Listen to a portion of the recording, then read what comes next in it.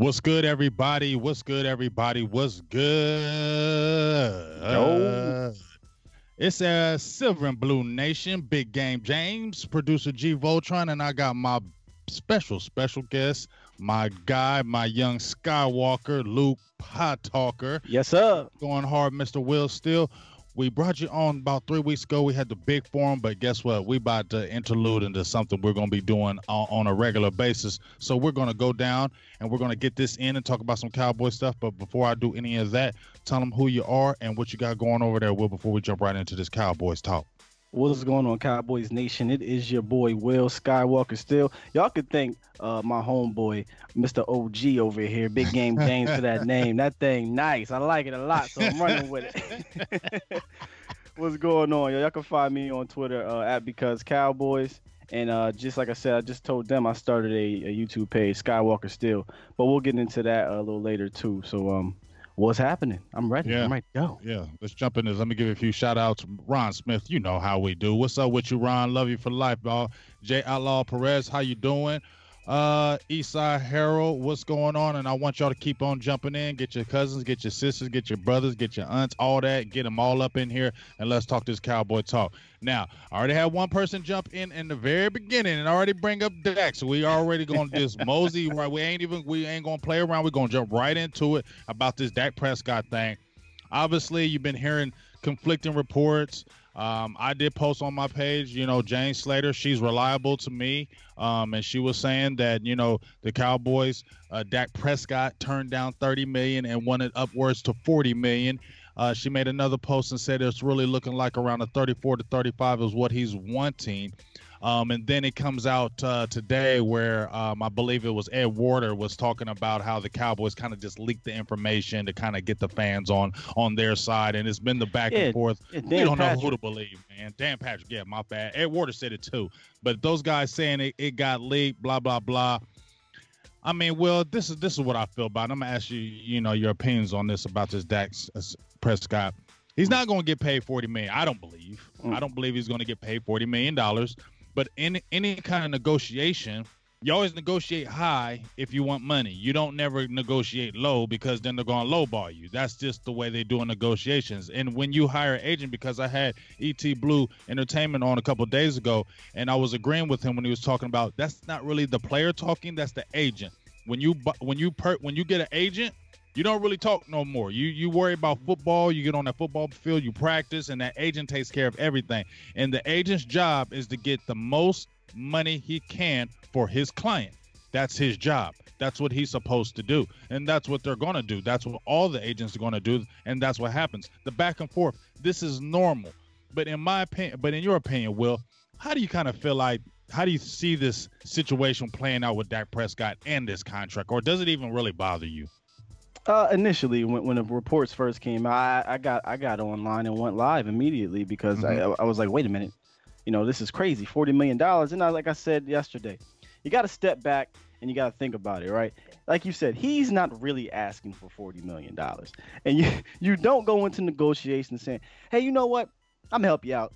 Just pay me $20 million, right? $25 million. No, you're gonna shoot for the stars, right? You know what I mean? And if you don't get the stars, then you're gonna fall to the sky. So he ain't gonna get $40 million, but he might get 32, 33, 34, 35, and then everybody can be happy. Now there will be a portion of Cowboy fans that won't be happy if he got paid $1. To be honest with you. Right. But none of that matters because the organization values Dak Prescott as a franchise quarterback. And when a team values you as a franchise quarterback, all it takes is one team. He's going to get paid. So, I mean, I'm not worried that Dak is going to get overpaid, but, I'm pretty confident he's going to get his. In fact, I'm almost guaranteeing he's going to get his. It's just a matter of when. So it's not a matter of how much because that really doesn't affect me. Okay, I'm not digging in nobody's bag. You know what I'm saying? Get your bag, young man. Get your bag. However, I didn't want it to be $40 million when I heard it. It hurt me a little bit because I know that was going to dig into other people's pockets. And when I say other people's pockets, I mean the ability to keep putting players around Dak Prescott. But like you said, man, $40 million is what he's going to say so that in negotiations they can meet in the middle somewhere. That's all it is, folks. Please calm down. I mean, calm down because didn't this happen with DeMarcus Lawrence? I mean, didn't he say, I want to get paid like Khalil Mack? I want Khalil Mack money. I want those Aaron Donald money. I want those top guys. And Stephen Jones like, hell no, you ain't getting that money. You ain't them too. And guess what? The negotiation went back and forth. And guess what? It made it happen. And here's my thing about this is my thing about this, Will. The Cowboys took forever to get out of this so-called cap hell. Okay? Stephen Jones and them masterfully manipulated this cap and got it back down to where Cowboys can finally sign players. You have money that they could use. So do you really think after doing all that they would go right back into cap hell with these other guys? No. Even with DeMarcus Lawrence, you've seen his contract, but really it's like a 3-year deal because he's like 27. And guess what? He plays 3 years. You'll be 30. We'll revisit that at 30. And guess what? If we don't feel like you're that same player, we can cut you, and it's not going to hurt us. I really feel like they're going to do the same type of deal with these contracts with Amari, Dak, Ezekiel. They're going to do that. They're going to protect themselves on anybody that they sign big. They're going to protect themselves because they're not going to go back to where they went back before, where they're not able to sign free agents. They're not be able to get the players they want because they spent too much money in these positional players. I don't feel like they're going to do that. If anything, they might sign you big, but it'll be a front-loaded type contract where they can see where they're looking like after a 3-year period. And I feel like that's where a lot of these contracts are going, where they can check you out after a 3 or 4 year period. And if it's not working, we cut ties and we move on and nobody is hurting. Well, what the son is doing here, Stephen Jones, is if you remember, let's talk about exactly what you're talking about. Let's talk about that time frame, that 2003 to 2010, 11 time frame. Mm-hmm. Here's the contracts, folks, that Jerry Jones signed, the extensions that they signed. It really wasn't too many free agents. Roy Williams, bust. Mm-hmm. Jay Ratliff, bust. Mm-hmm. We extended Ken Hamlin. We extended Miles Austin. We extended Barbarian, Marion Barber. Mm-hmm. Okay? Even the beloved Tony Romo's contract was a terrible contract. It was crazy. Even Des Bryant's contract was a terrible contract. Stephen Jones is looking at these situations and saying, no.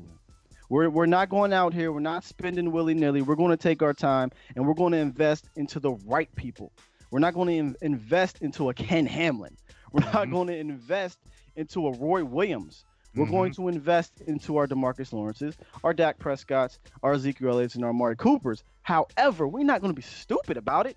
We're not going to be stupid about it. We're going to take our time. We're going to make sure that these numbers work because if you listen to what Steven is saying, he's saying we are not only trying to pay these guys, we're trying to set up payments for our other guys that's going to need to get paid. That's actually smart.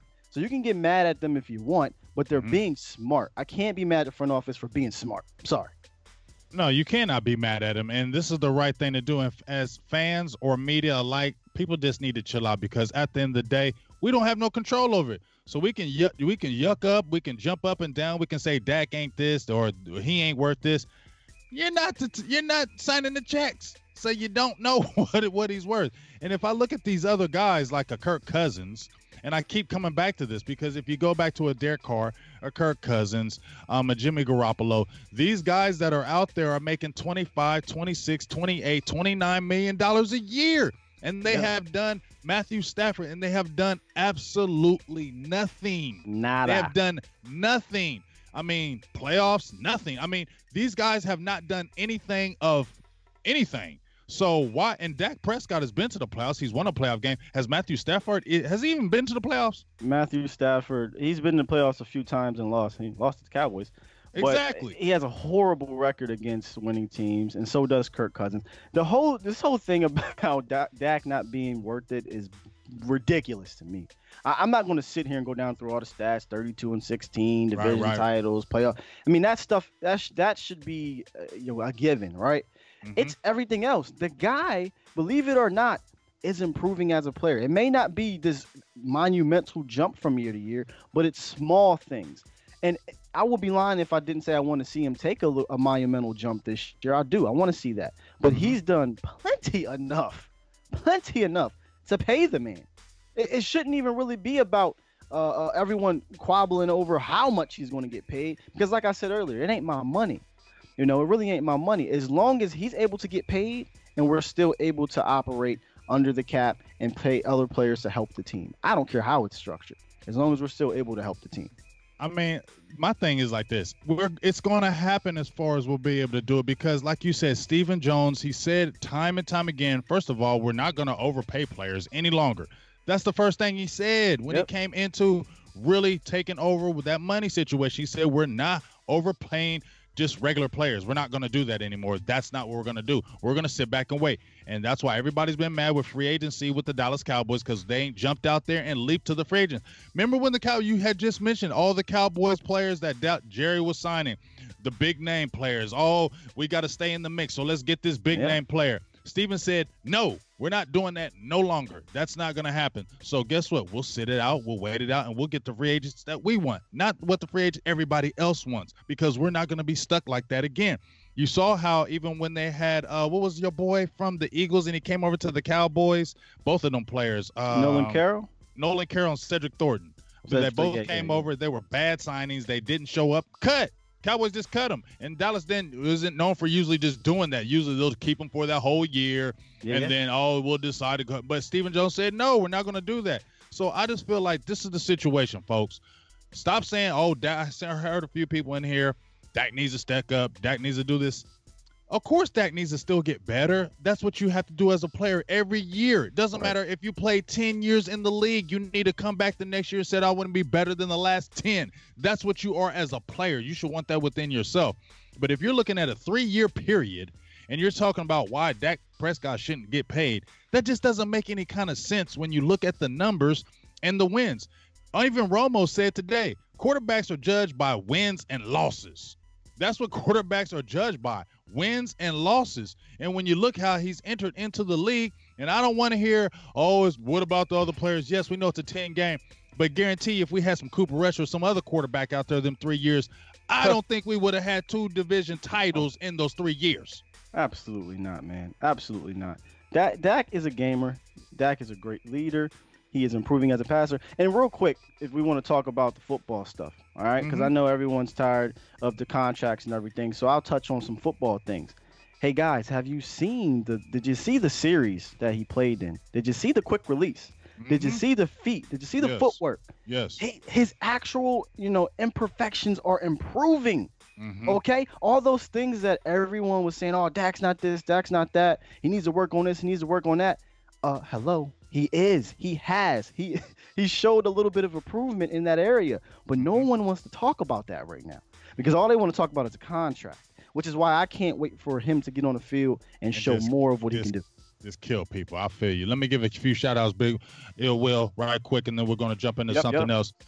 D. Will, what's going on with you, my Cowboys family? How you doing? Studwood Cowboy, Tom Jasper Jr., how y'all doing? Jason P., Keith Parrish, Gambino, what's up with you? DDP, I saw you in there. What's up with you, dog? DDP, Luco Brazio, what's going on? Everybody that's in here, we appreciate y'all. Anybody else who I missed, keep on coming. Donations, subscribe, donate. If you like, it's okay. We're not going to get mad if you want to donate. $1, $2, $3, $4, $5. Donation. You got to keep us afloat and keep us running. So if you want to get in those pockets, go ahead. We ain't going to be mad at you, and we'll give you the nice big ding-a-ling-a-ling-a-ling for the hot $5 holler if you want to do that as well. But check this out, though. So we've been talking about Dak Prescott. Obviously, he's been in the news, and we're going to jump to another person who's talking about a contract as well, and that's Mr. Ezekiel Elliott. We ain't seeing him over in Cabo chilling. I don't know. He riding sand doogies, whatever he's doing over there, drinking Mai Tais. I don't know what's going on. He's saying he's training. But Ezekiel Elliott, do you think he's going to be on the field week 1? Ezekiel Elliott will not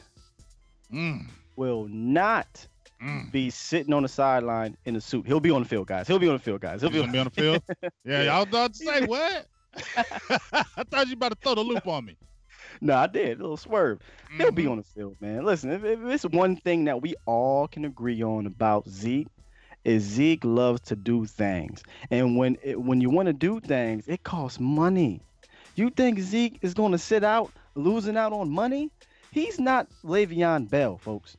Le'Veon Bell made like $20-some million off of franchise tags. You know what I'm saying? You know what I mean? So he had the money to chill and sit and do that. Zeke is making about $6 million this year, And if he sits out 10 games, I think he makes what half of that or less than half of that. So Right. I don't see that happening. I feel like Zeke is doing what he has to do, man. Running backs, they get the the short end of the stick, So he has to make a statement. I had said something earlier last week on the show. I said, you know what Zeke reminds me of? Zeke reminds me of when we were kids, right? And you do something bad, and your parents call you and say, "Hey, if you don't straighten up when I get home, you gonna get it." So that whole time you pacing back and forth, and you like, "Damn, mom says we gonna get it. We gonna get our ass beat. Something's gonna happen." So you getting a little scared, getting a little worried. You end up going to sleep hoping that she, when you go to sleep, she come in there and look at you and say, "Oh, look at my boy sleeping, man. I ain't gonna do nothing to him." Well, that Zeke was my mom. Well, sometimes it all depends, because you definitely got the ass whooped sometimes when you woke up. Matter of fact, they wake you up with your ass. Yeah. So Zeke remind me of the parent telling the Cowboys, "Listen, if y'all don't get it together, y'all gonna get it." He said this to him in about January, February, and then the Cowboys said, "Oh, whatever," and they messed up. Excuse me, I almost slipped up one. They messed up. That's all good. They messed up. So now he got fans like me pacing back and forth. But now with preseason, I use preseason to go to sleep, right? I hope Dallas uses preseason to say, "You know what? All right, Zeke, we're going to put you on ice. We'll figure this out. Right now, we got to worry about who's here." Right. And then you hope Zeke sees that shiny new toy we got, Tony Pollard. Yeah. And he says, "You know what? Tony Pollard is looking real good over there. Let me get back in camp. I'm not going to whoop him. I'm going to go ahead and I'm going to take care of this contract, and I'm going to get back in camp." I feel like that's the situation that's going to happen. I feel like Tony is going to show enough. Dallas is going to show enough and say, and put a little bit of fear into Zeke, because there's nothing to fear right now if I'm Zeke. Right. The whole perception is we can't win without Zeke, whether you agree with it or not. Well, here's the thing, though. So it was said that Ezekiel Elliott told them in January that, guess what? There could be a possible holdup. That's what has been said in the realms. Now, I'd hate to beat a dead horse, but I'm going to beat it one last time. I'm going to beat it one last time.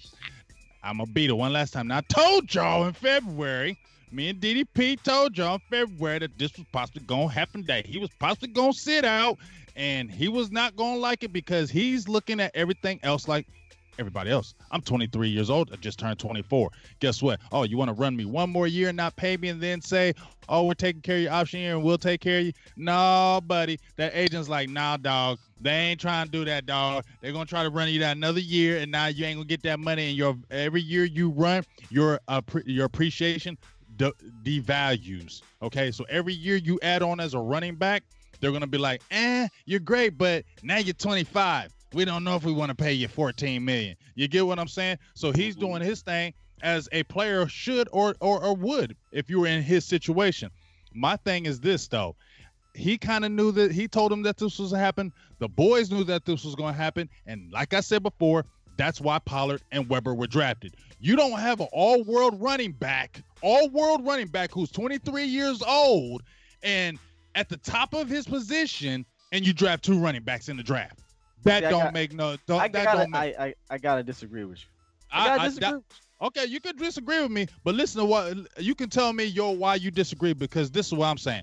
You're gonna tell me that, "Oh, we just want to alleviate carries from Ezekiel Elliott. We just want to lighten the load for Ezekiel, so we'll draft two running backs in this round. One who's a strong workhorse type running back, and one who is a fast running back, so we can rotate these guys just in case you ain't here."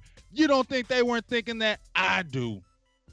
Nah, here's why. If they were thinking to replace Ezekiel Elliott, I ain't say replace. I said they drafted him knowing that you said you was going to hold out. So you think they were going to go there with Rod Smith?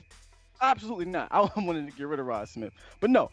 But why not draft earlier then? Why wait till the 4th round and the 7th round? We're talking about a 7th round pick who barely makes the team. So why not draft the guy earlier is all I'm saying. If they were thinking that way. I think they were taking these running backs because we literally had no one behind Ezekiel Elliott, 1. And 2, they wanted a guy like Tony Pollard to mix up the offense a bit and give that Alvin Kamara type feel. I don't necessarily know if they did that just because they figured Zeke would be gone, right? That's how I feel. I feel you, but I'm going to stay with my thought on this because here's my thing. They had a higher grade on Weber. they didn't think Weber was going to drop to the 7th round. They had a 4th round, 5th round grade on Weber, and I even in my mock draft had Weber being drafted. It was between Tony Pollard and Weber, and I went with Weber. But as I said before, yeah, I believe they wanted to have a backup to Zeke because they weren't going to go with Rod Smith again. But I also believe that they thought they knew that this guy may hold out, and we're not going to be going in the season with no daggone Rod Smith or not having our stuff, our ducks in a row, and being prepared. So just in case he does sit out or he does threaten to hold out, we're going to feel like we're okay because we have some good quality backs that can keep us afloat while we try to figure out this contract situation out. And I think that's why they got those players. And I believe the reason why they got Pollard over Weber is because he brought that explosiveness, and we haven't had that explosiveness. Now, even though Zeke is a dog, he's not super explosive like that Tony Pollard. I don't care. He's a bell cow running back. He's 225 pounds. He's a bell cow. 25, 30 carries to get strong as a game. But Tony Pollard's that dude. You give it to him one time, he hits that hole up the middle. He's gone. And he brought that element that nobody else has had on our team in a long time. Oh, I mean, I agree with that 100%. I think they take Pollard for sure over Mike Weber because he can give you that phase of the game. That's a take though. That's a hell of a take to say Zeke's not explosive. Woo. I give you that. I mean, yeah, I'm now listen how I said it though. Zeke is, if you look at Zeke, okay, we saw maybe it was rookie year, he had the 70-yard run, he had another like a 40-yard run against Detroit for a touchdown. But I'm saying as you're looking at the element between him and Pollard, the explosiveness. You've seen Pollard taking kickoff returns. Yeah. He's a kickoff returner. He's a receiver. That's why I was saying that explosiveness. I just feel like Zeke is more like a bell cow. He's going to get you them tough yards. He's the guy that's going to come up the middle and he's going to run you over. He doesn't try to go away from contact. He can break those big, long gains. Right. But as I said before, Pollard is that guy as a home run threat. Every time he gets the ball, he's a threat to take it to the house. Zeke now, I just feel like he's going to get them 20-yard, 30-yard gains, but now he's more of the bell cow guy. He's the guy that you just want to feed and feed and feed and let him get strong in that 3rd and 4th quarter and just grind you out. And I think that's what he's morphed into, even though he's still a young type of guy. I think that's what he's morphed into, kind of like a Frank Gore type with just a little bit more speed, because you see how Frank Gore is. He just grinds you out, and I just feel like Zeke is that type of a back. Yeah, you're right. The explosive part of his game has taken a step back, and that may be due to all the touches that he's been getting. But Pollard is definitely a different mode, a mode we needed, a mode I've been asking for since we've drafted Zeke instead of the Rod Smith and Alfred Morris types. So, yeah. Have you seen what he's been doing to LVE? The last 2 days, he's been killing LVE. He killed LVE on a long one. Then he did a quick move over the middle. And I know everybody loving LVE, but you're still in your 2nd year, LVE. So this is some good work for you, because don't feel entitled because you had a great rookie year. You still got to come back and bring it. I'm not dissing LVE, but it doesn't matter. Every year you still got to improve it. LVE hasn't made it yet. He's still only his 2nd year. He still has to prove. And I think having Pollard in there and going against him, that makes him even better as a player, because you're seeing explosiveness that he's going to see during the season. And if you had like a Rod Smith back there again, you're like, but now you're going to have to stay on your game, because this dude's got the juice, and he's going to take any of you guys to the house if you don't bring it. But let me say something right quick. I just want to say, my Cowboys family, Mike Fisher blocked y'all? What? Mike Fisher blocked y'all? Talk to me about that. We're going to keep talking, but talk to me about that. I got my own thoughts about Mike Fisher since some stuff happened a couple weeks ago, but I'm going to keep quiet on air because he might try to go ham on me too, because I see him coming down to YouTube because he's scared coming down to YouTube trying to take all the YouTube money. Just saying. Oh, is he on YouTube now? Yeah, he's on YouTube now. All these big guys are going down to YouTube. I wonder why, but I'll be quiet. I won't say nothing, but I know why y'all coming down here. Y'all worried. But anyway, I'm going to let that go. We'll jump into the next subject. It will talk about the San Francisco game. Risers and fallers. Risers and fallers.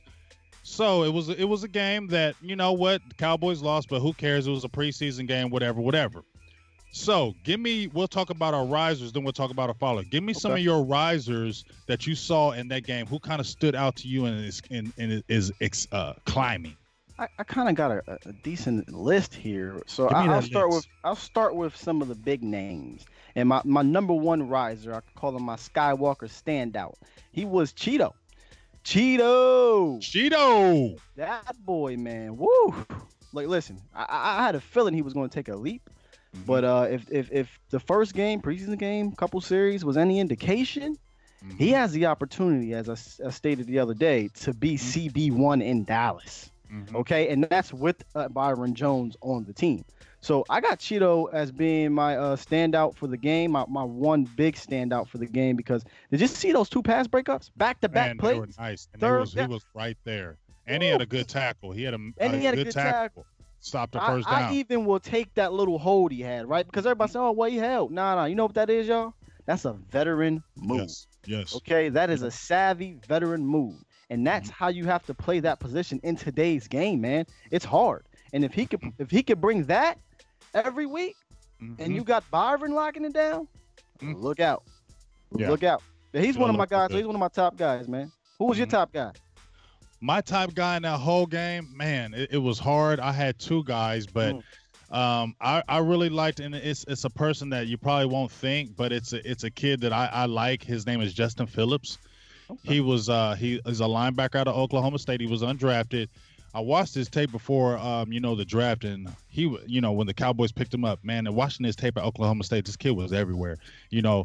Texas is in that league, so I got to see, a lot of Oklahoma State, but he was a player that I really didn't have a radar on, but this dude was everywhere. Pretty decent size, about 6 foot, about 225 pounds, but he was just everywhere. And for him to get in that game, because they cut him and they brought him back in the game, he came in that second half and he led the team in tackles, I believe, with 5. He was tied with, I believe, Covington from Indiana, our second-round pick. Our second-year pick linebacker. But something about him, I love some other players, but just something about him, I just want to see him get a chance, man, because I love a real active linebacker. You love those guys that come in there and just a tackling machine.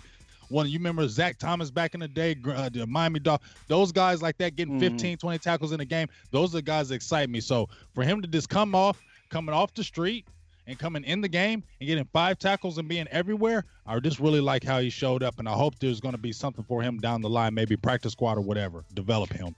Well, it's funny you bring up the linebacker, and he did have a very good game, and his running mate per se also had a good game, and just unfortunately got hurt, man. Luke Gifford, man, yes. I mean, he balled out, dude, and that interception that was a great read. He kind of looked like Sean Lee in his prime back in the day, on that read. So Luke Gifford was also on one of my Skywalker standouts, and here go one right here, Tiki Taco time. He was hard shell taco. He wasn't a soft shell taco. He was a hard shell taco. He balled out, dog. He balled out. He had some good rushes. He had some QB hits. He brought it a little bit, and it's funny because I went back and read what he said. There was this little post that went out. It was real cryptic about his worth and everything. But what he also said, what was missed in that, was that he wasn't asked to pass rush last year, which was a bit shocking to me.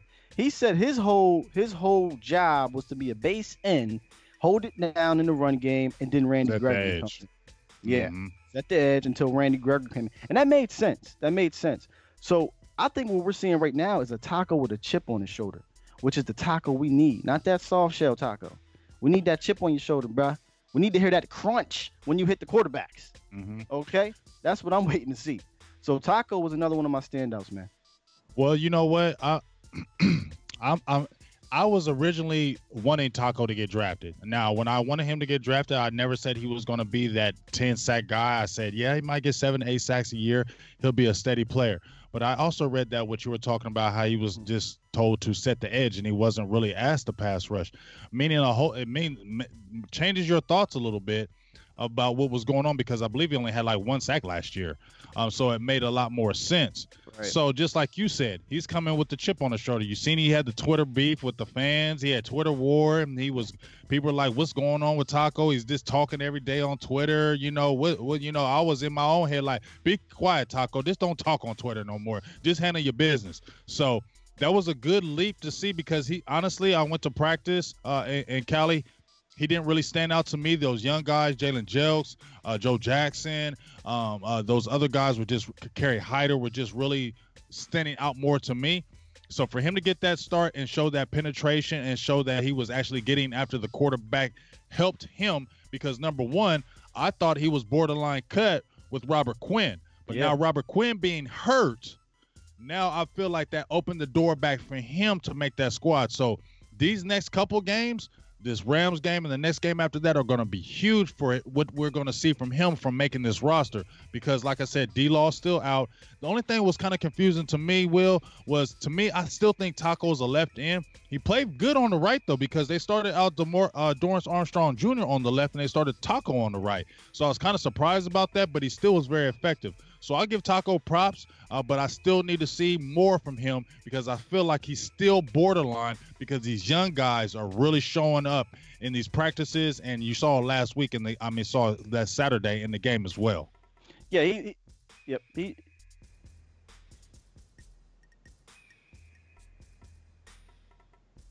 Okay. that was one of the guys on my list, Gambino. Thank you for that question. He is definitely a Skywalker standout, one of the risers with that interception. And it wasn't just like it fell in his hands like some of those Heath interceptions, right? He read that and he shot the lane and he had to pick. And it happened to be right after a guy who I was high on, and it doesn't look too good for him now, George Iloka. Once he went out, Wilson came in and he played a damn good game, man. Now, will he start? I don't see it. For whatever reason, this coaching staff is in love. Love some Jeff Heath, dog. They love Jeff Heath. They love. You know what I think it is, bro? I think Jeff Heath got a naked picture of Jerry Jones or somebody floating around or something. he just got it. And every time they come to him talking about something, you know what, Jeff? We might think about. Whoa, what you talking about? What you talking about, Jerry? Here you go. Here you go. Go ahead, sit back down. Because I don't see any other reason why he is still a starting strong safety in this league. I don't get it. I mean, you know what? I've said, you know what? I need him to start week 1 because I got a $100 bet with somebody that he gonna start week 1 this year. So just start week 1 this year for me, Heath, and let me get my 100 bills. And then after that, dog, you can go to the bench. But I'm the same way with you. I've never been a hater of Heath. I've always felt good about him being a try-hard player. But at the end of the day, just like you said, dog, if Jeff Heath was not with us, he's not starting for anybody else in the NFL. I don't care what you tell me. He is not starting for nobody else in the league. And when is Jeff Heath good? When he's taking minimal steps, when he was coming off the bench. That's when he was a playmaker, when he was able to come off the bench and he didn't have to play the whole game. When those splash plays, Green Bay game, we saw when he got those 2 big interceptions, one was called off. But you saw how big he was better in spurts. When you have to have him play the whole game, I think we just saw it again. I think we were watching a practice where Dak Prescott did a naked bootleg. Jeff Heath was right there, and he missed him, and he was staring right at him. I'm like, didn't you just do that in the Rams game, dog? And you're still doing it. It's year 5, dog. You should not still be doing that. And that gets me nervous because when we're playing these teams, Green Bay, we're playing against the Saints again. If he gets a guy in space, that worries me that you're going to miss that tackle again because he was one of the top safeties in the league with missed tackles. Yep. So, Gambino, I don't think Wilson will start just because of what he says, that they just have this infatuation with Jeff Heath. But you get excited because guess what? Donovan Wilson had 5 interceptions his sophomore year at Texas A&M. So he has shown that he can do it. So, like you said, it wasn't like it fell into his hand. He broke on that ball, and he saw it. And they were excited about him in minicamp because he was putting guys in the right places.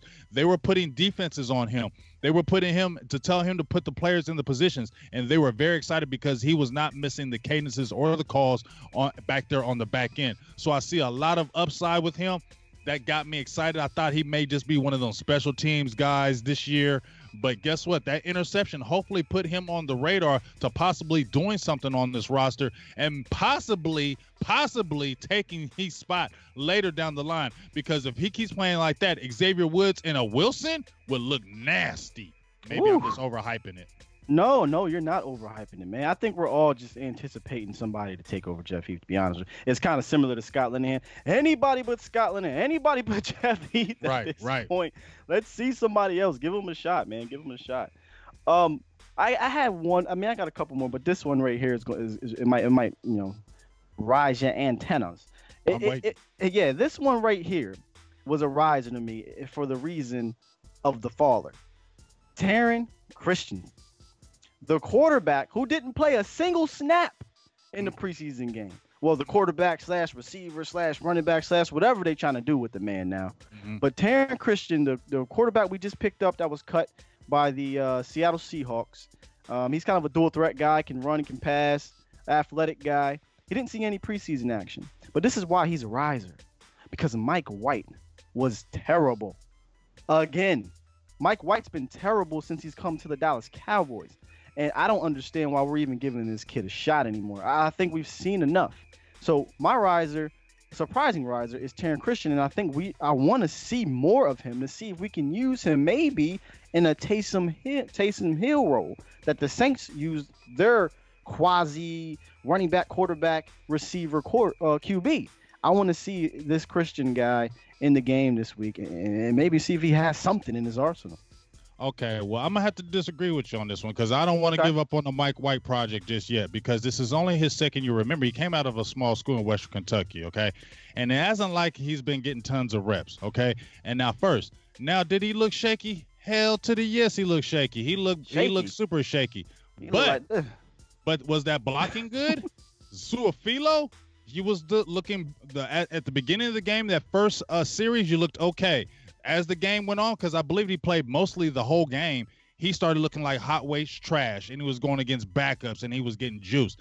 They also had a guy named Mitch Hyatt out there that everybody's been kind of ballyhooing from Clemson. He looked like garbage, and I'm not hating on you, Mitch Hyatt. You gave us a good interview, but bruh, one of the reasons why they said he was not drafted was his feet and his strength. Okay, and you saw it in that game. No feet. And looked like no kind of strength. He was just getting overpowered. So if you're a quarterback and you hike the ball and it's a 1, 2, 3 step drop and the dude is already behind you and you can't even cock the ball, after you take a few hits, yeah, you might hold the ball a little bit. I'm not going to say give Mike White an excuse, but I will say your line wasn't playing that great. Now, as far as Taron, though, here's my problem. Don't let him play receiver. Don't let him take running back snaps. Don't convert him like you did Jamil Showers. Don't do any of that crap.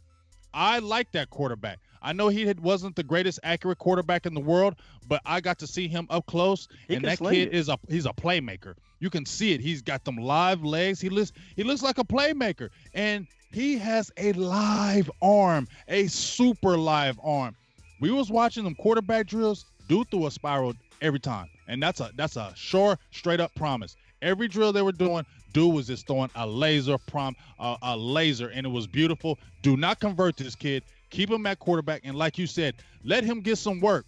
Give him some time in the second preseason game because I'm going to tell you right now, I know Cooper Rush was 14 to 24 for 140-some yards, but I ain't sold on no Cooper Rush. I don't care what anybody tells me. Everybody act like he played a great game. No, he didn't. He played an okay game. He overthrew people. He has no arm strength whatsoever. None. He has no arm strength, okay? So if you throw a dig or out with him, you're going to pick it, okay? Because that ball floats. So I got you. And so I'm not sold on Cooper Rush. Mike White needs to step up. And please, yes, I feel you. Give Taron some work next game. Let's just see him have fun. Just get him out there and throw him in there like the fourth quarter and just let him have some fun. Before we go anywhere else, though, I got a super chat holla donation for Daniel Meza. How about them Cowboys? 999. I love you, dog. Hey, you don't have to be the only one. Don't let him feel by himself. Don't let him feel I'm the only one. Don't let him feel singled out. Donate with him just like he did, and we love you for life. Donation, Daniel Meza, we love you, and he's been a proud supporter and been down with us since we met him last year at the draft we had, and we did a couple of shows down in Texas. Great guy, great to meet him, and we also kicked it at the Lava Cantina as well. So shout out to Daniel Meza. We love you for life, for sure. Now, let's jump into some fallers because I know we had some risers. Let me give you a couple of my risers, and then we'll jump to some fallers. Gotcha. Quick risers from me, Cedric Wilson, because he's a guy that I hadn't seen all last year. He was a mystery man because he had the shoulder injury. He wasn't getting a lot of reps in practice that I saw. You know, the darling guy was John Vay. You know, everybody's been talking about, Tavon has been looking good, stepping up. Jalen Guyton, all the rookies, the young guys, everybody's been talking about Reggie Davis. Mm-hmm. So it's kind of like everybody wanted to see what Wilson did. And he came in and was effective, made a couple big catches, had a third. Mike White hung him out to dry, and he left through the concussion protocol, and I didn't like that because I hope he's not going to miss this next game, which it looks like he might. But I think he was a riser to me because, number one, he has really good size, Will. He's every bit of 6'3", 6'4". He's a big target, and he plays in the slot.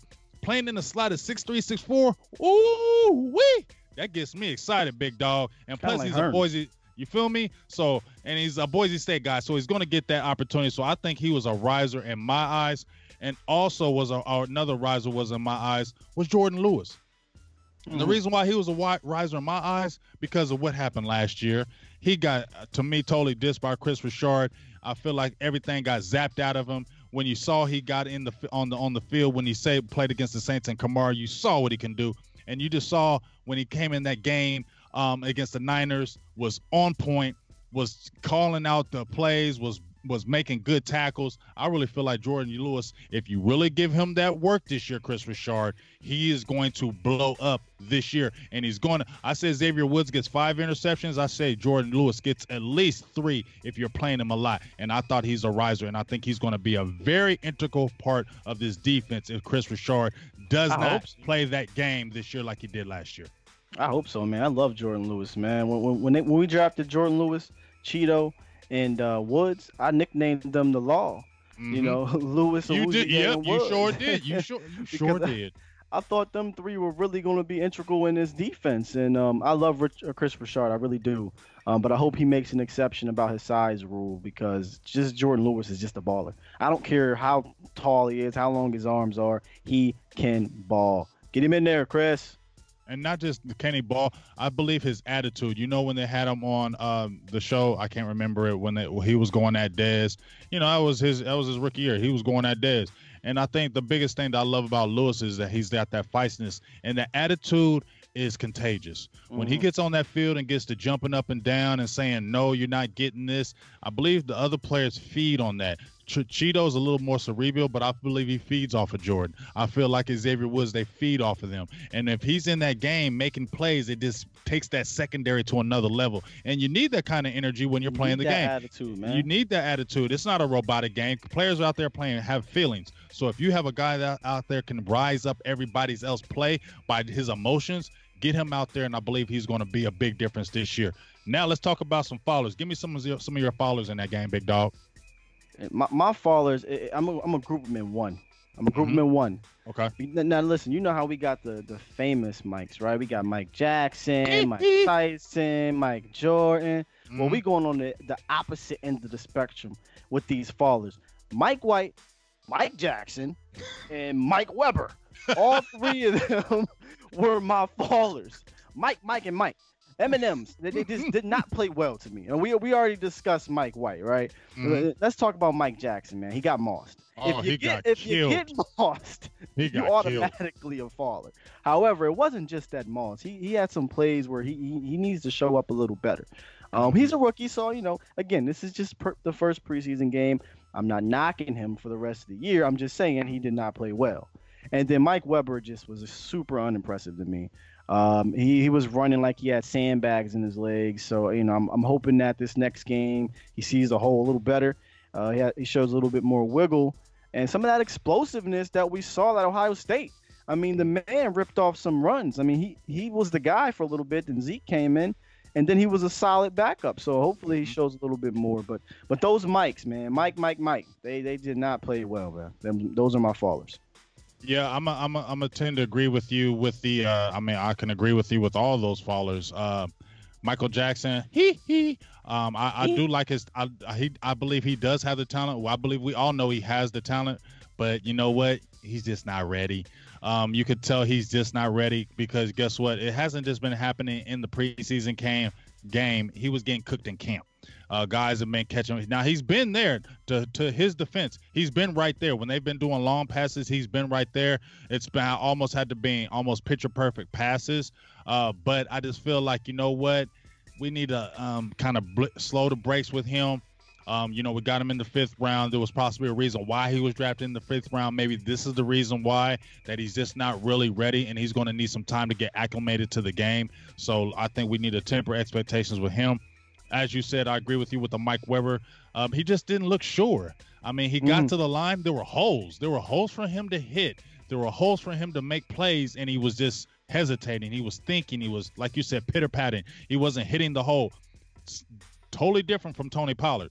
They ran Pollard straight up the middle. They didn't throw any outside. They didn't throw any sweeps. They gave it to him right up the middle. And I believe the reason why they gave it up to middle, number one, they can see you run between the tackles. But let's see if you're going to hesitate. And I believe that's what Mike Weber and even Darius Jackson, he's another faller for me because you know what? There was a couple plays where there wasn't some great blocking. But Darius Jackson, you've been in the league 3 years, man. You still hesitating going to the line? Like, you should not be doing that, and especially if you're trying to claim a position on the team that originally got you, originally took you. So, and you're back with this team, and now you bring Alfred Morris in the fold. You need to be super impressive and can't have any wasted reps. And when you go out there and just look super, super regular, that's a faller for me, and it doesn't look good.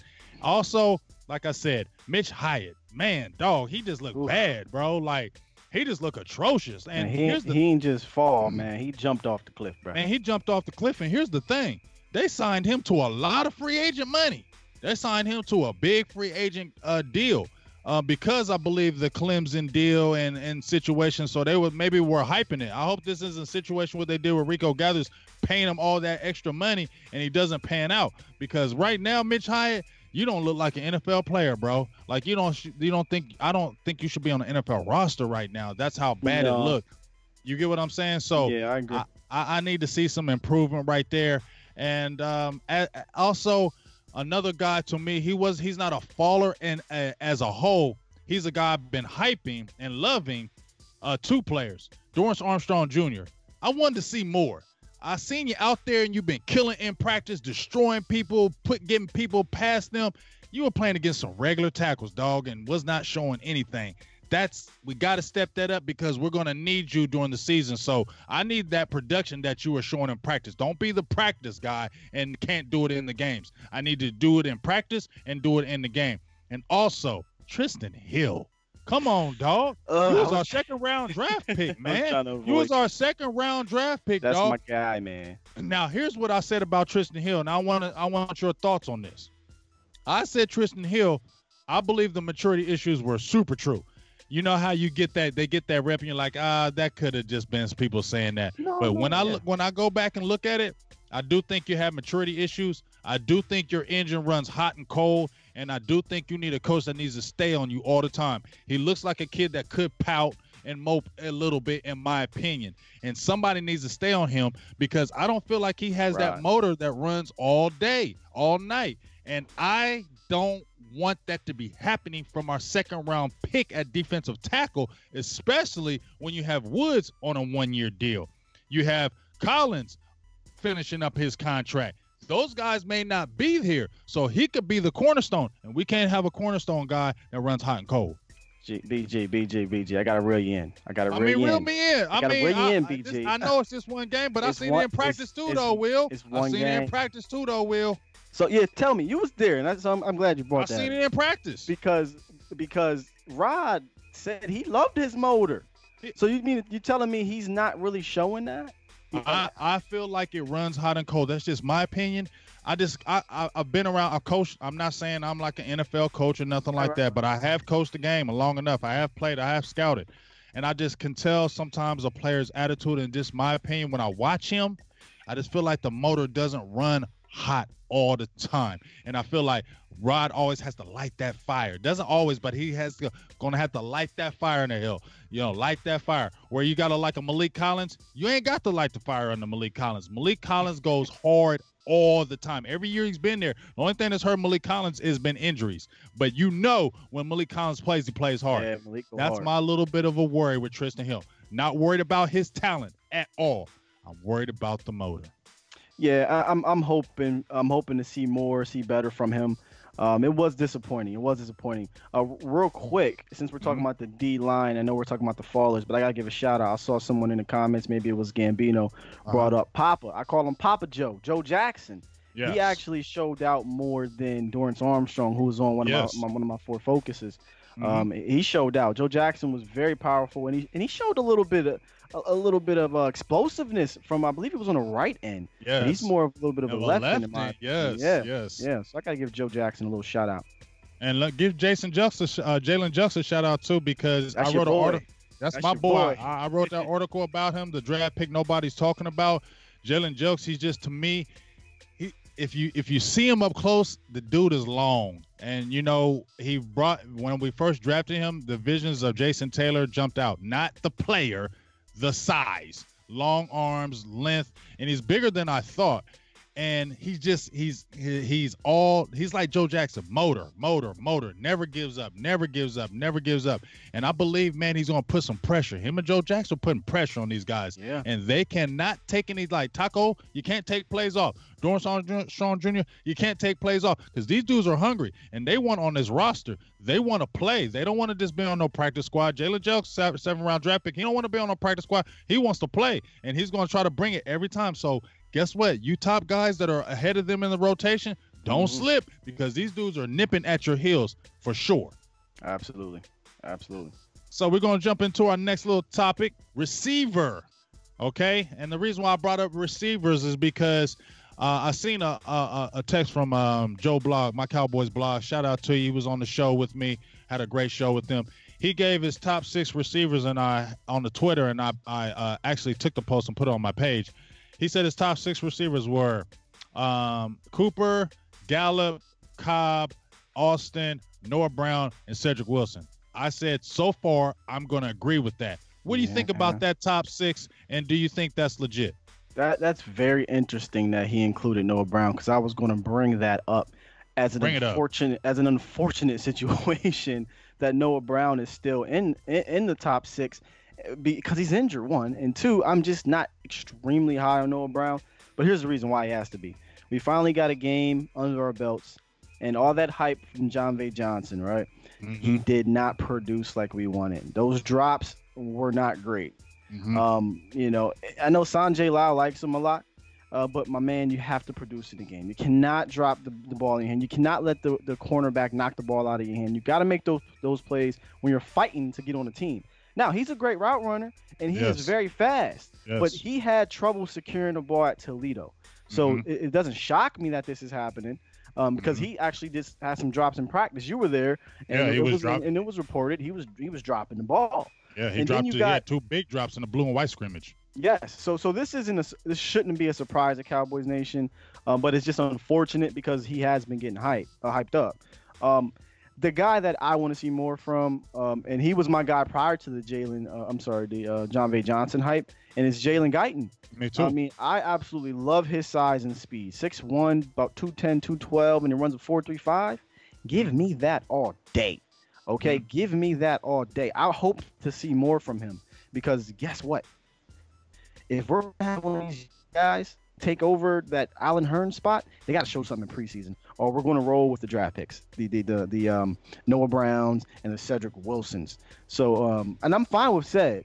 I'm not fine with Noah. I don't know how you feel about Noah Brown, but I just don't want that. And if we can't get someone to overtake Noah Brown, that's not a good thing. It's not. It's a bad thing. Well, see, here's my thing. I like Noah Brown when he came out. I wasn't like enamored, but I thought, when he first got drafted out of Dallas, we had another guy out here, JK. We both said, hey, come see if we can convert him to tight end, because he's thick. He could be one of them hybrid type tight ends. You see if you can convert him. And you see how good he can block. He's never really shown as a receiver because he never seems to get passes. And when he does get passes, he's effective. So I was kind of cool with Noah Brown the first couple of years. This year with another injury, I'm like, come on, man. And it's not like he has, to me, any standout. They say he does, but I don't see it.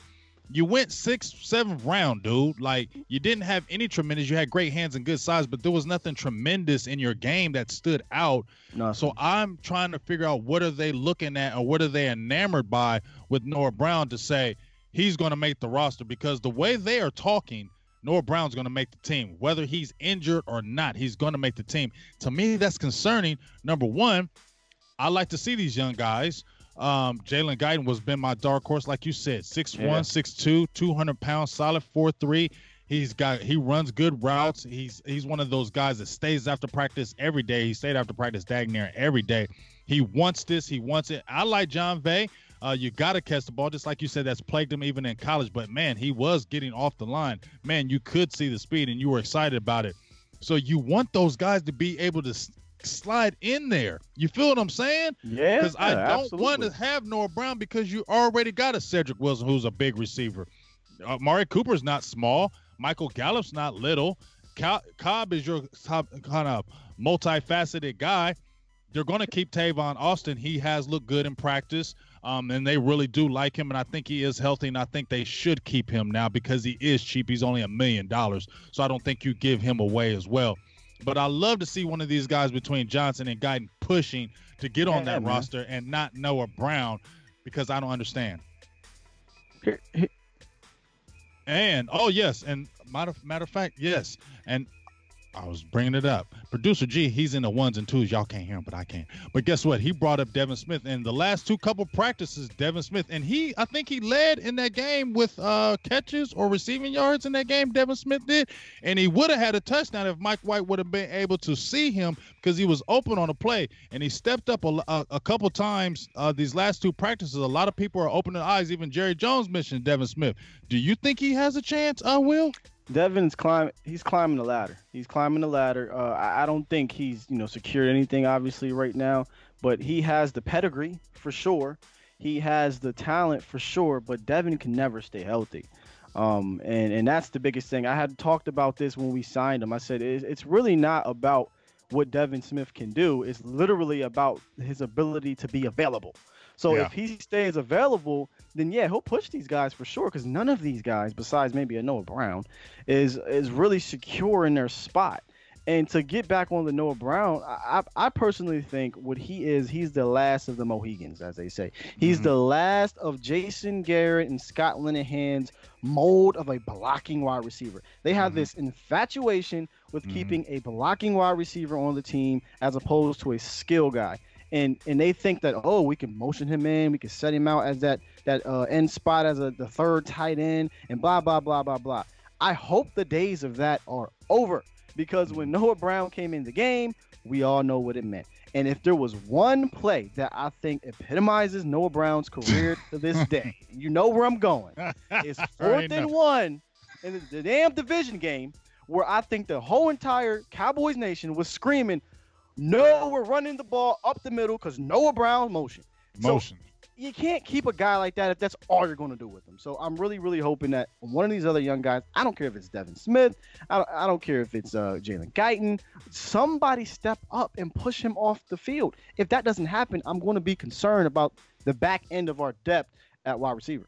And speed. I mean, because the only guy we would really have would be really Tavon Austin with the speed that we have wanted for so long, and it just wouldn't make sense to me. So hopefully we'll figure something about that. I'm just so kind of thrown off how they just love Noah like that. And let me give another shout out, Blake Jarwin. I forgot to talk about Blake. I'm finishing up my article. Y'all gonna see it. Hopefully it'll be dropping tomorrow. But shout outs to Blake Jarwin. I've been screaming Blake Jarwin's praises since 2017 when the Cowboys got him. I said that I feel like he should push Witten for a starting position. But why won't he start? Because he can't block. Okay. Now, he can catch the ball. Blake Jarwin can catch that damn ball. But Blake Jarwin cannot block to save his life. I've seen at least 3 plays where he got overpowered and he just got straight pushed back into that line, and the man got tackled in the backfield. So Blake Jarwin blocking is not your forte, and that's the reason why Jason Witten's probably going to start. But they definitely need to have Blake Jarwin on this damn field. Excuse my language. Don't have Witten playing the whole freaking game. Okay, really don't do that crap. Play Blake Jarwin. Don't fall into, it's Witten and it's last year, we need to give him reps. No, don't do that. You better let Blake Jarwin play, and you better let him play a lot because he's going to be effective this year. Yeah, man, he's got hands, man. He's got talent. He can stretch the field a little bit more, and he's more athletic than Jason Witten. I mean, I don't know if he's a better tight end just yet, but we need to find out. Let us find out, Jerry. Let us find out. Make it happen. All right, so next subject, backup QB, Cooper Rush. We was talking about him a little bit. Yeah. Sometimes people call him Pooper Rush. I ain't gonna do it. Oh yes. Yeah, Well, we were just talking about wide receivers. Let's just keep it to the main guy. yeah, let's talk about the main guy. I forgot Amari Cooper. He's got the injury. I actually had this injury. Let me ask you quick because it was now here's the thing. There was that thing that going out. It was on our page. I posted it, Law Nation. There was a few people who was talking about Amari Cooper was carted off, and people saying it's fake news. Mike Fisher try to hate on all of us down here, saying we was posers and frauds and all this and that. Blah blah blah. Don't believe them because they report fake news. Well, guess what? You got a heel injury, and you ain't been really practicing. And you got some things going on with the foot. Now they're saying it's plantar fasciitis. And I'm going to tell you right now, that foot injury hurts. I had it, and it's one of the worst foot injuries I've ever had in my life. You cannot do anything when you have plantar fasciitis. It feels like somebody's sticking pins and needles in your foot. You literally cannot walk. It's just some excruciating pain. And I know you can't practice. Now, are you concerned about this being something that lingers on for the whole year? Because that's the type of injury that can linger. Are you concerned right now? Well, let me read here. Let me fix my glasses here, because your boy Mike Fish, he said he's gonna be fine. Yeah, I don't trust what Mike Fisher say all the time anymore. I'm sorry. No, listen, I am kind of concerned. When you see the words plantar, how do you say it? Plantar fasciitis. When you see that, I immediately start thinking about AJ Green and Julio Jones and those years where they were, those foot injuries, man, they scare me because the wide receiver needs his feet. He needs his feet. He needs his feet, man. And we see right now with the foot stuff going on with Antonio Brown and how that kept him out. So it is concerning. I hate to see that being associated with Amari. All I have though to go off of is what the franchise, what the organization is saying. They're not worried, but I'm not going to lie, it is concerning. I'm hoping that it is nothing major, that is just some minor stuff, and they're being super cautious because he is vital, if not the second most important player. That's right, folks, on the offense after Dak Prescott. That's right, folks. So I am concerned. I'm hoping it's nothing major. We really need Amari Cooper, but I'll be lying if I didn't say when I see those words associated with a wide receiver, I'm just like, no big deal. Yeah, it's a big deal, folks. Yeah, I'm nervous. I'm not gonna lie. I'm a little worried because, like I said, I've had that injury and it lingers. It doesn't just go away. It'll still stay with you. And just as you said about Antonio Brown, Randy Moss had that injury and it kept him out for a long time. I remember when he was playing with the Vikings and he had it with the Raiders, and that was one of the things they were saying. Well, could he be falling off because of those? He was having plantar fasciitis, and that was a type of injury will linger. And as you said, we need some Amari Cooper, dog. We can't be having no Amari Cooper hurt. Like you saw what happened when we didn't have him. I know we got Randall Cobb, and I know you got Gallup, and I definitely feel like Gallup is going to show out this year. But guess what? We need Amari Cooper out there. So I'm worried a little bit. I hope. Go ahead. The positive. Let's take a little positive from this guy's absence right now, right? If we can spin it, okay. If we're going to take something from it, Dak is building more reputation, more chemistry with Michael Gallup and Randall Cobb. So with him out, it's giving them the opportunity to step up, and especially Randall Cobb. Okay, we need him and Dak to connect how him and Beasley had connected for over the years. So we got that. But I got a question I kind of want to throw out you, kind of a loop here. Okay. Do you think maybe this is kind of a wink, I'm hurt? Because I ain't get paid yet. Yeah, that money. Yeah, I was waiting for your angle because as soon as you said that, I already knew the angle you was coming. Yeah. That definitely could be the case because guess what? D-Law, I mean, he had the injury, and what was he doing? Yeah, he said I'm not coming until I get a contract. And basically, he used that injury like I'm not going to do no surgery. I'm not going to get nothing done until y'all pay me my money. And you saw he used that as one of his main bargaining tools for this negotiation with the Cowboys. So yes, that definitely could be something that we could be seeing. You could be posturing like, yeah, guess what? Maybe I might sit out a little bit. Yeah, I think my foot hurting a little bit, Jerry. Yeah, what's that, a contract? I think it feel better now. Oh, guess what? I just signed for 18, 19 million. I ain't saying that, but let's say you get that. Oh, guess what? I'll be at practice bright and early tomorrow. If all of a sudden that player's fasciitis went right away. So, yes, I definitely feel like that could be something in the mix as well, too. We just don't know because, when you hear teams saying, oh, we're not really concerned about it, we're okay. I don't believe y'all. I don't be believing teams when they say that. That's what do you think they're going to say? Well, what team is going to sit there and say, oh, man, we're concerned, his foot is bad and blah, blah. They're not going to say that. They're going to say nothing but peaches and cream, and they're going to always show that good news because they know, like we know, how much Amari is important to this daggone team. Yeah, definitely this organization. They always put it's day-to-day, we'll be fine. Freaking Romo had a messed up back, broke his back and clavicle. Oh, he's day-to-day. Really? Come on. Exactly. He got a broke back and he day-to-day. Okay, I hear you. So, yeah. And I was just looking at a question or a comment right here from Tariq Salim, and he said very concerned because he's a great route runner, so he needs his feet. And that's a good statement that he just said because you know how meticulous Amari Cooper is with his route running. And the biggest thing that you have with that route running is them feet. You got to put them feet in the ground. You have to put them feet in the ground. And when plantar fasciitis, you cannot put any kind of pressure on your foot because you basically have to be off of it. So hopefully I'm praying everything works out and is okay and everything's going to be looking good forward. And we'll just happen to see what happens and they'll continue to monitor that as well. So now we're going to jump into Cooper Rush. Or as my Cowboys family says, Pooper Rush. Pooper Flush. Exactly. So do the Cowboys need to go out and get a veteran or do we roll with Cooper? I say we need to get somebody else.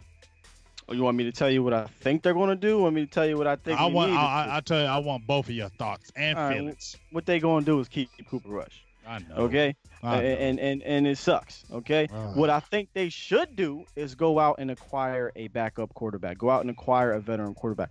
If it's one thing I don't quite understand, it's the neglect of strong safety, tight end, and backup quarterback that this franchise, this organization has. It's kind of this arrogance about it. Which is mind-boggling because we just went through a 10-year period with a quarterback who we, had veteran backups. The Brad Johnsons, the Kyle Ortons, the John Kitnas. And they all, except for Brad Johnson, really pretty much came through for us in some point or fashion. Now, I know Kyle Orton choked that last game with the last series, but he played his ass off. He played good that game, though. Right, yeah. And we know John Kitna, man. He might be one of the most heralded backups in Cowboys history outside of Garrett. But listen, we need to go out and get one because if for whatever reason the offensive tank, Dak Prescott gets hurt, gets banged up, and we need to bring somebody in, dog, I'm gonna be like this if Cooper Rush comes in. Oh man, we're gonna get murdered if Cooper Rush come in the game. I don't care what anybody was talking about, how he looked okay in that game. Man, he looked okay against a second team. And you're saying he looked okay against second teamers. He's playing against first teamers. They're gonna blitz the living daylights out of Cooper Rush. Okay. They're gonna blitz you because you don't have an arm. And then when you try to throw that quick out, they're gonna pick you off because you don't have any velocity on your passes. So that's the concerning thing to me. We already talked about Mike White, so we already know about that situation. And just like you said, I don't understand and get the thought process of why they want to hold on to him and don't want to go out and get somebody more established as a veteran. Just like you said, they did it with Romo. They got Kitna, and you felt good with Kitna back there. Yeah, absolutely. I felt good with Kyle Orton back there because Kyle Orton had started in the league. John Kitna had started in the league. You feel me? Who else did you name that was backing up Romo? Brad Johnson. Brad Johnson started and won a Super Bowl in the league. You get what I mean? These guys had played and started in the league and had did things. What has Cooper Rush done? And if we cut Cooper Rush, where is he going to go and do something? I mean, I just need to know. Just like you feel me, just like a Jeff Heath. You're not gonna go nowhere else. You for sure ain't starting for nobody else. And I don't know who you back up. And to think some people were actually talking about he was the second coming of Romo just a couple years ago. Hey, you really should just jump off a bridge for thinking that crazy asinine thought. Calling for Cooper Rush over Dak Prescott. We really had people like that, Cowboys. Yeah, I still heard people saying it this year. Still saying play Cooper Rush. Man, you don't know football and shut your mouth if you ever say anything crazy like that to me again. That's crazy in my mind. because I'm not. I told you. I'm not hating, but redheads, I just never seen them win anything, okay? And I told y'all that before. Now, that's why I'm worried about Jason Garrett, because he's a redhead, and I just never seen you win a championship. I never seen a redhead win a championship. I'm not hating on redheads. I'm just saying. Shout out to Stevie Mack. John Kitna as backup QB/coach. Yes. Hey, he was still doing it good out there, though. Hey, bring Kellen Moore. I'll bring one of them, too. I feel better with Kellen Moore out there than Cooper Rush. Okay? Tell my old head suit up.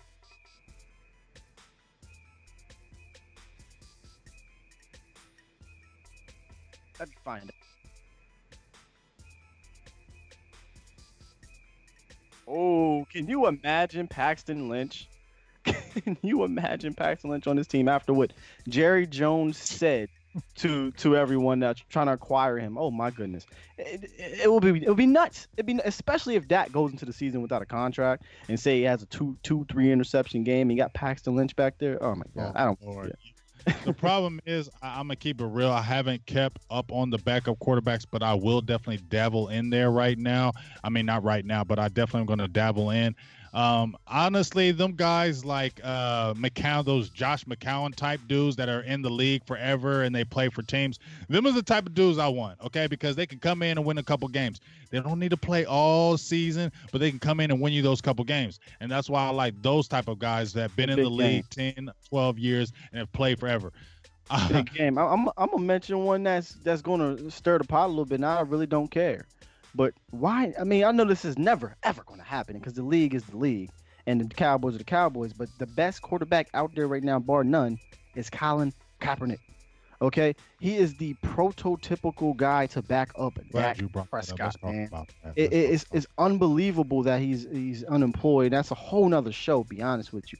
But if you wanted a backup quarterback for this team, first of all, why do you got guys like Cooper Rush and Mike White behind a mobile guy like Dak Prescott, where your offense is likely going to be tailored towards him? Now, when he gets hurt, you got a statue sitting back there, and you have to change your offense up a bit. I don't understand that, man. Be smart. Look at what Pete Carroll did in Seattle for a few years. He had a guy behind, and still now, he had a guy behind Russell Wilson that could move, that could still run the same plays if need be, even though it may not be the same, results, but it don't have to change the offense. So go get me a guy like Kaepernick, a Tyrod Taylor. I mean, if you want to give this young kid Taron Tristan a sign, I mean, something. Geno Smith, somebody. I don't want no Geno Smith. I'm not a Geno guy. Hold on. I'm not a Geno guy, but still, somebody that you can bring in and you don't have to change your offense up that much, man. Because with Cooper Rush, noodle arm rush, come on, man. I feel you. Now, a couple people, my Cowboys family mentioned Colt McCoy. If he gets released, I'm definitely down with Colt McCoy. If he gets released, I'm definitely down with that. Ooh, is there something out there saying he might get released? I don't know. It could. I don't know because they got McKeenum, Case Keenum, and then they already got the rookie Haskins. So if Haskins steps up a little bit and McCoy gets released, that's the first person they should sign instantly. Instantly get Colt McCoy because I think he would be great. Now, just to bounce off of that, Colin Kaepernick, I am in agreements, 1 million agreements with you on the Colin Kaepernick thing. Don't talk about that other stuff, off the field football stuff with me off the field. I don't want to hear about it no more. We're talking about quarterback play. And as you said, the offense is tailored toward Dak as far as being mobile and things of that nature. I would feel really good, especially if Kaepernick still had it. If he came in as a backup to our team, I think he would play really good. We had talked about this like a year ago when that firestorm was going, should we take him? And I wouldn't mind him then, but the firestorm was going on with all the controversy. Now that's kind of out the way. I'm sure there'll probably be people still running their mouths, but we're talking about quarterback play, and does he give us a chance to win if Dak Prescott gets hurt? I believe. Absolutely. Hell yeah. And I don't feel like, especially if he still has them skills together, I don't definitely feel bad if Dak got hurt. I feel more secure if you had a Colin Kaepernick back there because he still had an arm. He still was mobile, and his numbers weren't bad his last year at San Francisco. As many people was talking trash about him, he didn't have bad numbers that year. No, I think it was something like 15 touchdowns, 5 picks or something like that. It was a pretty decent quarterback rating once he got, once he became the starter. I mean, I think it's a no-brainer that Colin Kaepernick is the best thing out there right now for anybody's team, not just the Cowboys, but he'd be a perfect fit for Dallas. He would obviously be a media storm as well because it's the freaking Cowboys. Right. But just speaking about quarterbacking, it is a no-brainer, dude. Colin Kaepernick would be perfect, but it ain't gonna happen. I just had to bring it up though. It's the type of guy that we want, that we both think would be ideal behind Dak Prescott. If we're talking about being all in on the season, getting 6, you better do that. That's just my opinion. If we're talking about getting 6 and we're talking about being all in, That's and a you're good not worried point, about man. it, and you're not worried about all that, because remember, you were telling me about Allen Hurns. You said, guess what? I would like to keep him because we're talking about being all in. We're talking about being all in. And when you have all in, you do whatever you got to do to win them games. And right now, I think that backup quarterback situation, along with the kicker, because I believe some people have been talking about Maher, and we already know about that dude. That situation needs to be rectified because we kicked field goals. We kicked a lot of field goals these last 2 or 3 years. You get what I'm saying? So field goal kicking is big with the Cowboys. So you better get somebody that can make a 30-yard field goal. We don't need somebody that can just kick 60-yarders. Everybody got all juiced up because he kicked a couple 60-yarders in a game. But you need them 30-yarders. You're going to see more of them 30, 35-yarders than more than 60-yard field goals. So you need them intermediate kicks. So you got to find somebody out there on that front as well and stop that bleeding. What do you think about this? What do you think about? I'm kind of going a little bit off track here. What do you think about this? Matt Bryan and Brett Maher. Remember we did that some years ago with we had 2 who was kickers, that kicker from USC? Bueller. Bueller and Nick Folk. Yep. Bueller for the deep, so we could keep Maher for them 50-yarders, 60-yarders, right? And kickoffs, and Matt Bryan will give you that intermediate stuff. I just throwing something out. But that's a roster spot though, It's too. a roster spot. You're right. You're right. The roster spots this year are real prime. They're crucial. You get what I'm saying? So that's the only way that I would say that may not, because of those roster spots are so freaking delicate. Let me give a few shout-outs before we hit our last subject. Mr. Skywalker, my Cowboys family, we appreciate you being up in here. Great comment, great content. Stevie Mack, America's team. Studwood Cowboy for sure. Diego Masters, shout-outs to you for giving us that salute. Thurston Howell III, what's good with you? James Soros. If I messed up some names, I do apologize. Haley 94 Ware was good with you. Appreciate all y'all that have been in here. True Believer who just jumped in. Chase Nichols, what's going on? The U. We just appreciate everybody who's tuned in. We've kept a nice, good, steady crowd, so we appreciate all the love that you go giving us. Donation. Remember, you can still like and subscribe and donate because we cannot do this without you. So continue to like, subscribe, donate to keep us strong so we can keep on producing this good content for you and keep us rolling. So my last subject on the night, because I know it's late, G is feeling good because he on the West Coast. He just like, oh, it's early over here. It don't matter. We over here like, hey, we getting tired. So we ain't going to hold y'all. We know y'all got to go to work. But this is my last subject of the day. We talked about him earlier, but let's just go ahead and throw it out there. And I'm going to ask y'all in the comments as well. Give me y'all's thoughts. Taco Charlton, cut or keep? Ooh, cut or keep. At this moment, you have to keep him. Why? Because first of all, you got the injuries and you got the suspension. Now, do I honestly think Jalen Jelks or Joe Jackson is going to leap Taco right now? Right now, no. I don't see it happening. However, we still got 3 more games left in the preseason. But if Taco continues to play like he played in game 1, he's definitely, without a doubt, making the team. But you know what I liked that the organization did? Big game. They called him out publicly. Mm-hmm. You know, Will McClay said, listen, bruh, I don't care if you was the number 1 overall pick. You ain't guaranteed a spot on this team. You got to show out. I love that. And yeah, he got a little mad. He got a little attitude. But it looks like he carried that chip onto the field, and he's playing like a hard shell Taco. So if he keeps playing like that, I don't think he'll be the surprise cut. But if he shows any of that softness, he gone. I feel you. Now, I love that statement that you just said about what McClay said, because guess what? Ron Marinelli got on him too, and he said he had a grown man talk with Taco. And he don't play around. He was calling him Taquito last year. I mean, his rookie year, he was calling him Taquito. He wasn't even calling him a taco. He was calling him Taquito. So you know how Ron Marinelli, and Rod rides him. I mean, I love watching Rod's practices because he don't play around. I seen Joe Jackson do a move, and he said, "That's not how we do it, Joe. Get out the line." And I just that kind of Get stuff. off my lawn. Get out the line. That's not how we do it. Do it again. That's what I love about him. And just like you said, maybe put Taco with a chip on his shoulder. Like, you know what? Nothing is guaranteed. And I feel like Taco maybe kind of carried that, like, you know what? That entitlement of a first-round draft pick. Like, maybe I don't have to work as hard. I'm Taco Charlton. I was a first-round draft pick. Everybody's talking about me. Maybe I don't have to do that. And so guess what the Cowboys did?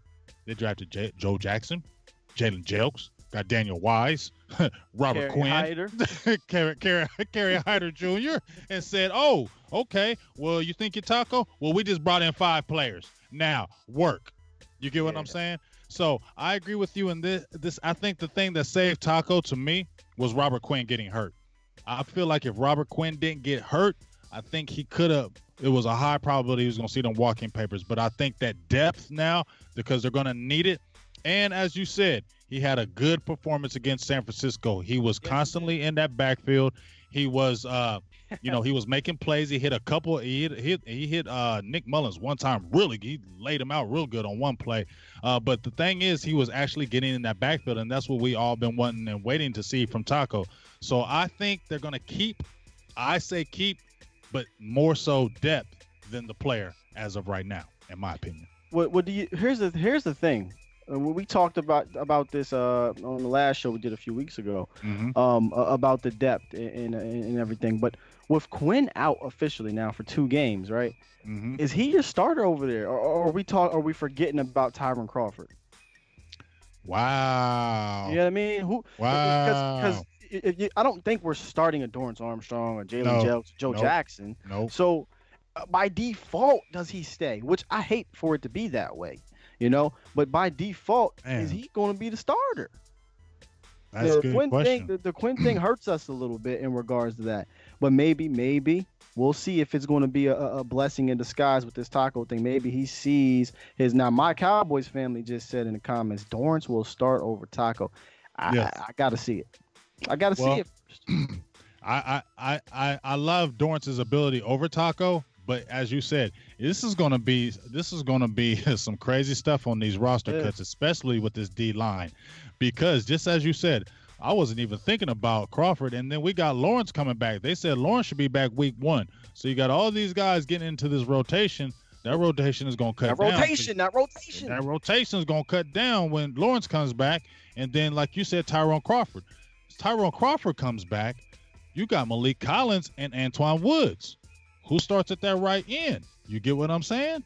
Oh, and are we still viewing Tyrone as the right end / DT? I don't know, because he's not playing, so we don't know what the plan they have for him right now. It's very interesting. The Quinn suspension has thrown us in a loop.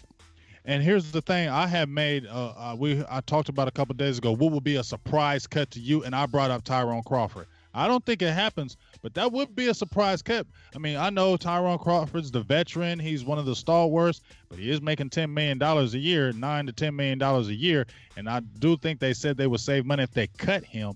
But I'm just saying, where does Crawford – I mean, Crawford's not a bad player. So let me not say that. No, you're right. He's not a bad player, but when Quinn comes back, you got Crawford, you got Woods, you got Collins. Those guys have to play. Lawrence has got to play.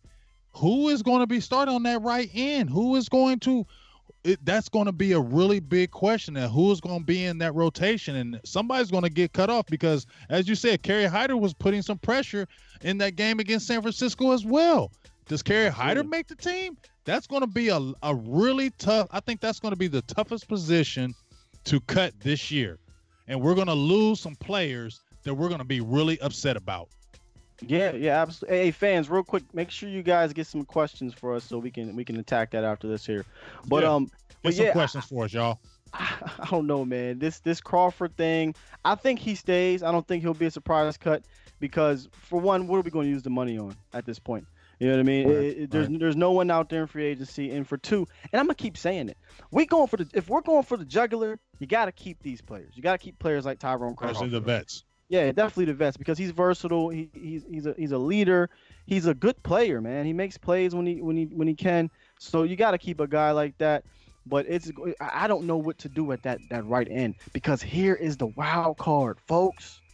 Randall Gregory. If he gets suspended, I mean, if he gets reinstated, oh man, that's going through the loop into everything. Yeah, man. Yeah, man. It's very interesting.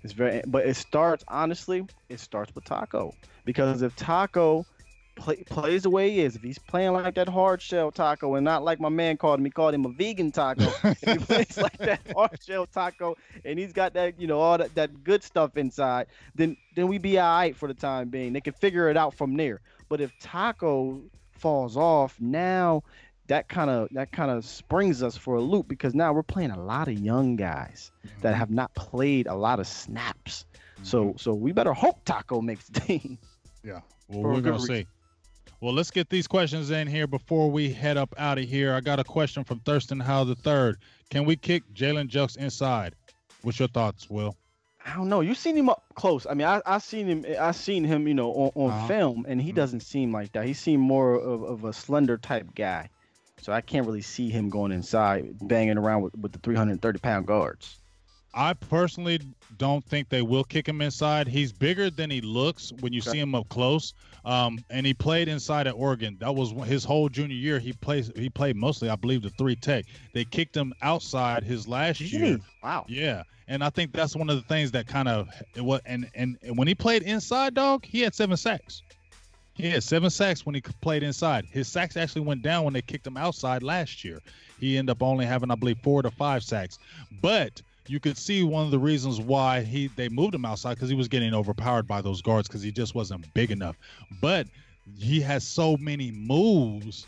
It was like, man, he was versatile. You could play him in different positions. So I don't think they'll kick him in because of the size. So I think they'll just keep him on the outside. A person I think that they would kick inside would be like a Joe Jackson, because he's more of a thicker type player. Right. I can see that. I can absolutely see that.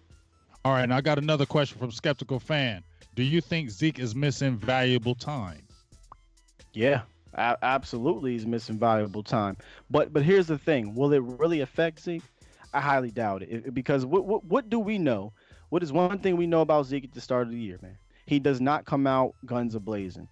Okay, he doesn't come out rushing for 136 yards, 2 touchdowns a game. He usually takes about a game or two to get his feet up under him. So is he missing valuable time in the sense of, getting football shape, being with your team, camaraderie, and all that stuff? Yeah, man, nobody wants to miss that time. He doesn't want to miss it. He put a tweet out not too long ago where he looked frustrated. But will it affect in the game? I don't believe so, unless some injury happens. But I don't think it'll affect Zeke in the game, because he normally takes time. Well, we're gonna see. I say this about every NFL or professional player. I don't care if you're training in Cabo and going hard every day. It's not football training. So you're not getting hit. You're not doing the actual football work. And to me, I think he is missing valuable time, because too many times you've seen these guys hold out. They've been talking about they've been training and training and training and training. And as soon as they come in there, they get an injury. You know why? Because it's not football training. This is regular training. It's not the same when you're doing football training than you're doing regular. And too many times I see these guys that hold out, and what's the first thing they do, especially if it's a running back or receiver? Yeah. What is the first thing they do? Ankle injury, hamstring. You know what I'm saying? You see it all the time. And that's my thing that I'm concerned about, that even though Zeke is out there and I know he's going hard, is that you still get injuries. And he's not had injuries, but he had a little bit of bumps or bruises toward the end of the year. So that's just my concerning thing, that he comes in and he has those little nagging injuries that kind of stay with him the rest of the year. So, yes, I do believe he is missing valuable time, and I would love to see him hurry up and get to camp as soon as possible, because we need him. Ryan Hollerman asks, will Jalen Smith or Byron Jones be signed before the new triplets? That's a good question. No, I don't think so. Jalen Smith, actually, I think is going to get the. We see how the front office operates. I think he's going to get the what tag is that? The restricted. He's going to be a restricted free agent next year. I don't think there's a chance they're going to give him a contract. Definitely after the contracts we've seen Bobby Wagner get, and who's the cat from Mosley? Is it C.J. Mosley? Yeah, C.J. Mosley. Yeah. C.J. Mosley. They just got paid. So I don't see that happening for another 2 years. Byron Jones, I hate to say it, folks, he's going to be gone. Yeah, I think he's gone. I think that's one of the reasons why they drafted Michael Jackson, and I think they're going to draft cornerbacks, and they got the Westry kid from Kentucky. So, and I think they're keeping him straight on ice because they don't want to show him. They don't want nobody touching him. So I feel like they're just straight keeping him away. And I agree with you on that, Will. I feel like Jones, I just don't feel like he's going to be here, not because they don't love him. I just feel like he might just be the odd man out. I just have that feeling in my heart. Can't pay everybody, man. Exactly. So we're going to get to a few more questions before we head out, Will, because I know you got to get off of here. You got a family and all that good stuff. Quick question for Alexander 302. He asked about Matt Bryan. Do you think we should pick him? We both agreed on that. Yes, we should go after him. Jay Alex Perez asks, how confident are you that Jerry and Steven will get these contracts done? I'm very confident because I feel like why would they go through all this and don't do it? You get what I'm saying? They'll get done. They'll get done, Jay. Daniel Meza asks, what wins championships, offense or defense? And do you see our defense being a top 5? My opinion, defense always wins championships. And do I think we have a top 5 defense? It looks like it could be, but we need to see because, like you said, Will, safety position is still a concerning with Jeff Heath. I think the back end is still a little concerning. I don't think teams will eat us up in the secondary, but I still feel like teams will be able to pass on us. So I think that's kind of like the weakest link right now is the secondary. I do feel like we can have a top 5, but it won't be out instantly. I think it will be more so down the line at the end of the season, the beginning. What's your thoughts?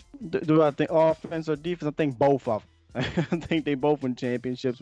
We've literally seen the both ends of the spectrum the last 2 Super Bowls. We saw a 40-something or 30-something Super Bowl 2 years ago, and last year we saw the 13-3 Super Bowl. So I think both wins championships. Do I think we'll have a top 5 defense? Before all this happened, the suspensions, the injuries, and everything, I would answer that with an emphatic yes. Right now, I am a little skeptical because Quinn is going to be out.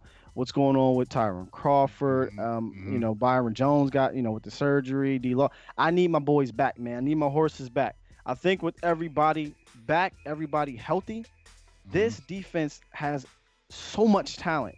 But I think for it to take that next level, and I've been saying it last year, and you know I've been saying this for a while, is they need to get turnovers. And I'm hoping the guy to help do that is Xavier Woods. If we can get turnovers, we easily are a top 5 defense. So I think it all depends, honestly. I feel you on that. So let me get a few more questions out of here. We have my Cowboys family asked, do you think Jerry is getting desperate with the contracts? I think he spread the $40 million rumor. I don't think he's getting desperate. I feel like he's just playing it. Jerry's been in this business how long? Yeah, I was about to say, Jerry and desperate with contracts? No. Nah, I think Jerry's been around this rodeo one too many times, and this is what he does. This is what he does. That's why he's rich. That's why he's got this money. That's why they call it Jerry World. Yeah. And I feel like he's okay. Yeah, for whatever reason, Jerry he decides to negotiate in the public. That's just what he does. He likes to keep the Cowboys in the news. That's Jerry Jones. You know what I mean? Diego Masters asks, how does Tristan look in camp? To me, up and down. That's all I can really say about him. Looking crazy. That's a good name. I love these names. With the way Joe Thomas is playing in practice, does that take any time away from our linebacker Sean Lee? I believe it does. He's starting right. He started in the game with Jalen Smith and LVE, and I believe he's going to be the automatic go-to. And I feel like if Lee has any type of little injury, he's going to be right there. Obviously, I feel like they're going to give Lee the starting nod because he's the right type of guy. You know what I'm saying? He's the right type of guy. We just love Sean Lee. He was in California and he flew all the way to Dallas just to take the plane. I don't care. Like, I'm going to just keep it real, y'all. I don't care about that stuff. Like, that didn't make me jump up and down and be like, ooh, wow. No. The only thing that impresses me about you, Sean Lee, is if you play. I don't care if you took 17 planes to be with your team. Or are you on the field? That does not matter anything else to me anymore with you. Looking crazy. I actually think Joe Thomas is going to start the season. He should. Because one, he should. Absolutely, he should. And 2, I don't think Sean Lee sees a lick of preseason time. So how do you go through not playing all preseason, probably not practicing that much in the preseason or in the offseason, and then starting week 1? And then don't pull a hamstring? Yeah, don't see it. Come on, dog. Not that guy. Not Sean Lee. So, yeah, I see Joe Thomas absolutely taking time away from Sean Lee. In fact, if Joe Thomas plays good enough, you might just see Sean Lee designated as a reserve player. Literally backup. And and that just goes to me. Well, this goes to me, dog. That they shouldn't. To me, I said why he should have been cut. That's what you want to say. You should have been cut. I said it back in the day, and they were like, take the pay cut. No, he should have been cut, dog. Like, he's hurt all the time. Okay, and Cowboys keep on having this infatuation like he's going to be healthy next year. He is never healthy. It's over. He is hurt all the time. He needs to retire, go on the staff, be a linebacker coach, or bring him in on the staff, or do whatever. But he's done, dog. He's done. Like you saw last year, he didn't look as effective when he came back from his injury. He just looks done. And Joe Thomas, to me, needs to play. Absolutely, man. Absolutely. We'll see. In a couple weeks, his hamstring or whatever it was should be healed by then. But I don't think we should have kept him. He should have been cut, saved that money, put it to something else. All right. So, my last question is from Thurston Howe III. This is the last question of the day. What do you think about Michael Jackson?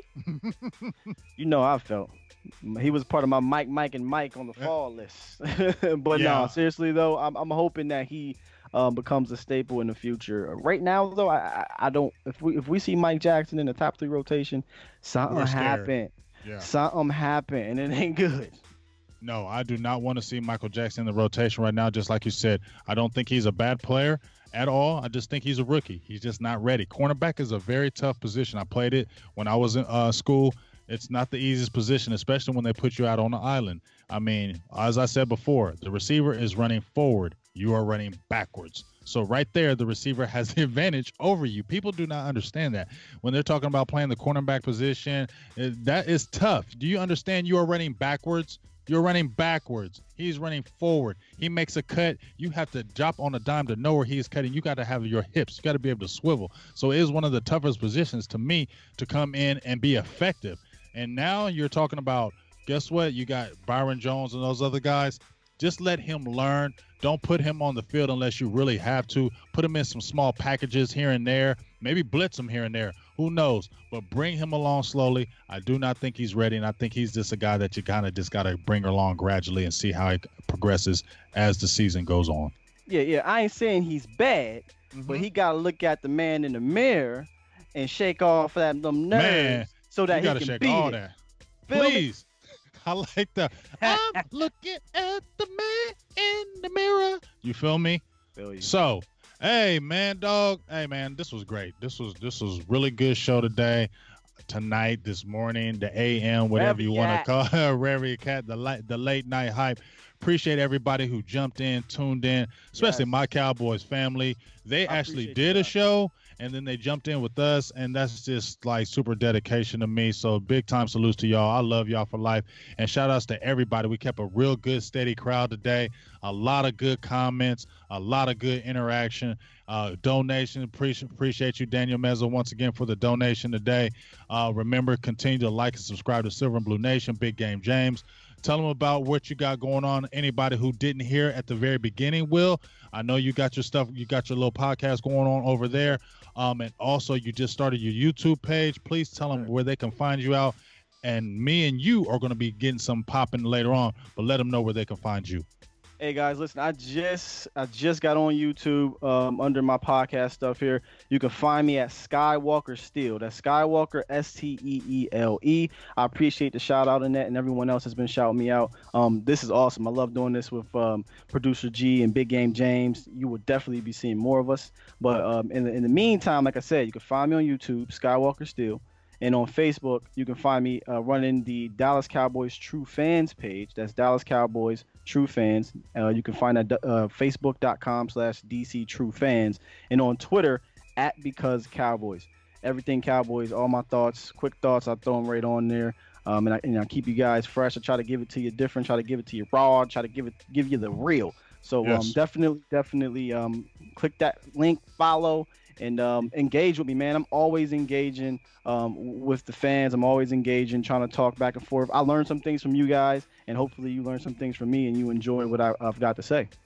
Hey, well, Stevie Mac 23, who's my dog, has been banging with us forever. Just said he subscribed to you, so that tells you right there, you're handling your business. Because I know Stevie Mac knows some stuff about football, and he just ain't gonna subscribe just to anybody. So obviously you brought it, and like I said, everybody who's tuning in right now, you're gonna see a lot more of me and Will going forward.